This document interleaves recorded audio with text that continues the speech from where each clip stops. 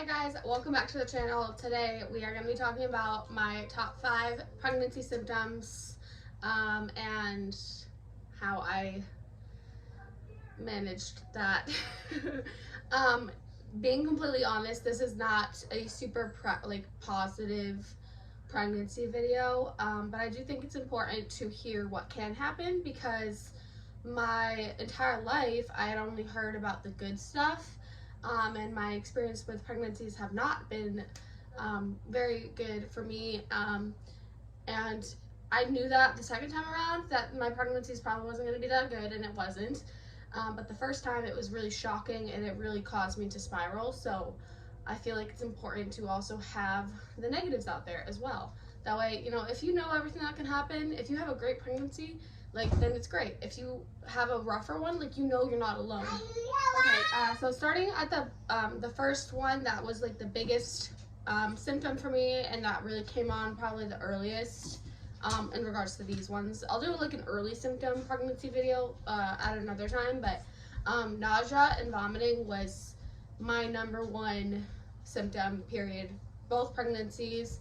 With Penelope, it was slightly better than Aurora, but I was diagnosed with hyperemesis, I believe it's pronounced, and it was severe. I couldn't really eat very much. Anything I did eat, I would throw up. It was extremely difficult. I didn't really gain a lot of weight in my pregnancies because I just wasn't holding anything down. I couldn't eat very well. It was extremely tough for me. I honestly I got to the point where when I would have a craving, I kind of just got whatever it was, because that, if I was craving it, typically it would be okay for me to just swallow. I don't know, it was weird. But yeah, I would literally spend my day at the toilet, puking. It was extremely hard. It took me down a lot mentally. Sorry, Penelope is just, she doesn't want to leave me alone. It was extremely hard mentally and very taxing on me to be so sick all the time. It really made it impossible for me to work during these times because I couldn't eat and I couldn't sleep, I couldn't drink. It was just bad. So that's something to watch out for. The one thing that did help was Zofran. I was prescribed Zofran with both pregnancies. Help me. I was prescribed Zofran with both pregnancies, and it did help, but not, especially with Aurora, not very much. Penelope's kind of gave weight at the very end of the pregnancy, but Aurora, no, I was sick the whole time. Okay, #2, this one was, I almost want to say almost worse than the nausea, but I don't know, that it was just pain related, so that's probably why it was so bad. I had SPD in both pregnancies, but with Penelope's actually it was a lot worse. So I don't know a whole lot about it, but from what I have researched, it's essentially the hormones relax your pelvic bones a lot, and sometimes it relaxes too much, which can cause a lot of pain, especially when, let's say lifting your one leg to get dressed, to roll over in bed, to go up the stairs. We have stairs in our house, yay me. All the things. So this caused so much pain. A lot of pain for me. Especially rolling over in bed and getting dressed were the two hardest things. So I stayed in pajamas a lot. But rolling in bed, I'm not being dramatic, I would yell in pain and start crying every time I had to.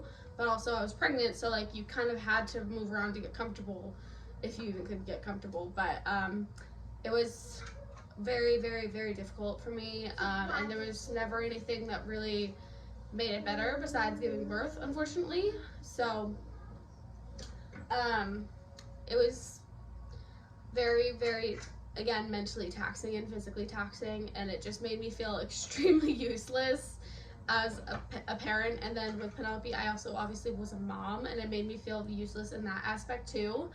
And yeah, I would not wish that on literally 99.9% of people in the world.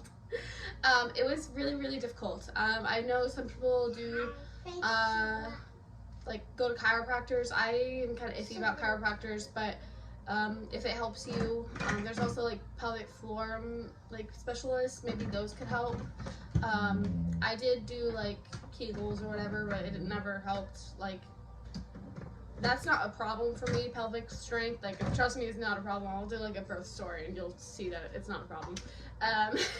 But yeah, so I don't know why it was so bad, but if I ever get pregnant again, that is something that I'm really, really terrified for, because my pelvis was literally popping and cracking when I would turn over in bed. Like, it was really gross. And like, you could hear it out loud. My husband could hear my pelvis popping and cracking. So okay, and third would be SPD. No, sorry.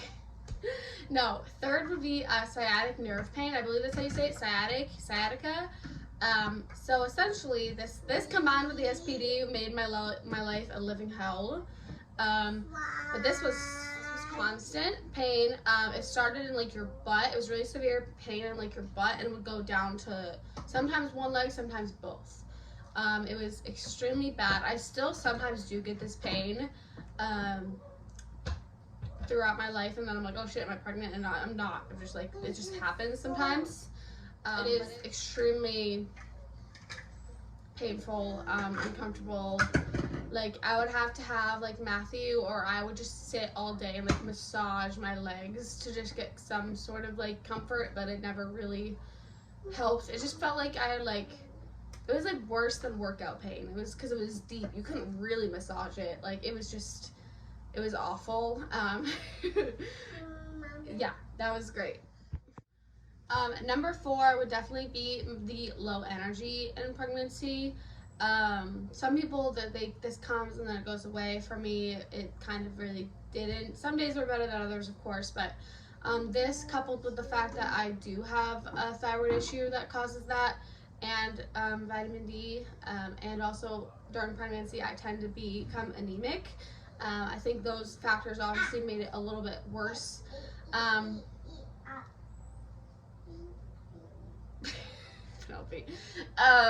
But yeah, so it was really hard. It made me really, really depressed. I literally could sleep like 15 hours, like, easily, and not even, I could go back to sleep for another 10. Like, it was really, really bad. I took all my meds, I took all my vitamins, like, I took everything, and nothing really helped. It was really hard, especially when after for my second pregnancy, because I had obviously a child I wanted to take care of and spend time with, and that became a lot more difficult during this pregnancy with Penelope. But I did the best I could, and obviously, but at that time I had a little bit more help with Matthew, so it was definitely lean on people if you can, if that's a support system that you have, if you deal with this kind of thing, because it was really, really hard for me. Not something I want to go through again. All right, Penelope is here now. So the last symptom, the major symptom, was fainting, and like dizziness, lightheadedness, all that type of stuff. I'm just gonna lump it into one thing. Wow, this mainly happened with Aurora. I still got lightheaded and dizzy with her, but I never like full on passed out. With Aurora, I could not stand, literally, I'm not even being dramatic, for probably more than 20 minutes without starting to get extremely dizzy, extremely lightheaded, and sometimes I did pass out.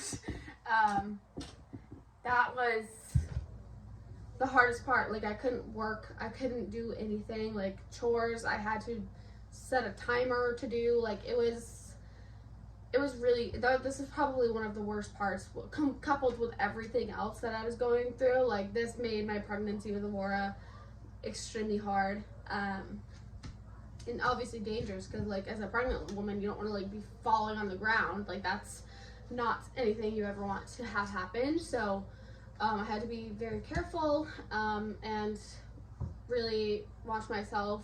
They didn't really give me a good explanation of why it was happening. Like, the time I did faint and I did hit my belly, I went into the hospital and they were like, oh, well, you probably like locked your knees or something. And I'm like, but this is happening all the time, so like that doesn't really make sense unless I'm locking my knees every time I stand. Like it just doesn't make sense. So it was probably malnutrition, just being sick, you know, all the things. So but this is something that I've struggled with both pregnancies, and it's extremely difficult and hard. I've only heard a few people really struggle with this with their pregnancies, which I felt was why I felt it was important to mention, because it does happen and it can happen and it sucks.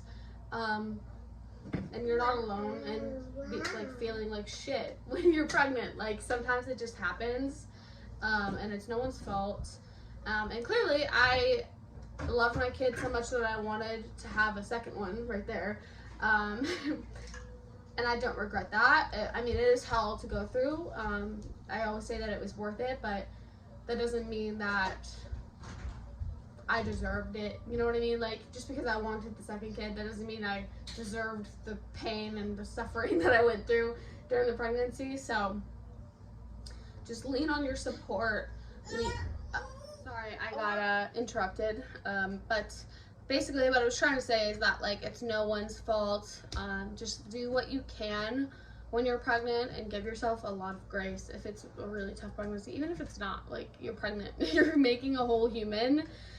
Give yourself grace, be kind to yourself, try and take care of yourself as best as you can, and it will come to an end, and you will hopefully have a very healthy, happy baby that doesn't sleep. But yeah, that was my worst symptoms for sure. Some honorable mentions would probably be the heartburn and the boob soreness. I'm probably forgetting something, but those were probably the two other things that I really noticed a lot. I actually took the medicine that they took off the market for my heartburn, the Zantac or whatever. I took that and it worked really well, but don't take that. Do a different one. But yeah, that is going to be the end of this video. I hope you guys enjoyed it. More sit down videos will come soon with more super fun topics. But yeah, more vlogs, of course. I want to do another what my kids eat in a day, but I want to start school soon, so maybe I'll do like a pre-K school lunch ideas type of vibe thing. But yeah, thank you guys so much for watching and being here, and I will see you guys all in the next one. Feel free to like, comment, subscribe, all the things. My socials will be down below, and now it's getting very sunny again. Okay, bye guys.